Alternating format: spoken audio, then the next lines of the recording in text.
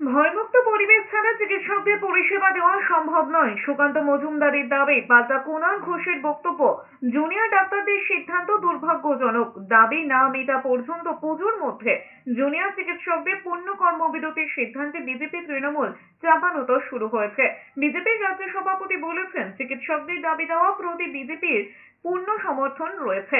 তবে যে পরিবেশে চিকিৎসকরা কাজ করেন সেই পরিবেশ ভয়মুক্ত পরিবেশ নয়, সেটা আগে নিশ্চিত করতে হবে। দেখুন, ডাক্তারবাবুদের আন্দোলন ওই বিষয়ে আমাদের কিছু বলার নেই। আমরা তাদের দাবি দেওয়ার প্রতি সহানুভূতিশীল, আমরা প্রথম থেকে বলে এসেছি। তারা যে দাবি জানাচ্ছেন, কোনো ভয়মুক্ত পরিবেশ ছাড়া কোনো পরিষেবাই ভালো মতো দেওয়া যেতে পারে না। ডাক্তারবাবুরা যে পরিবেশে বাস করছেন, যে পরিবেশে কাজ করছেন, এই পরিবেশ ভয়মুক্ত পরিবেশ নয়।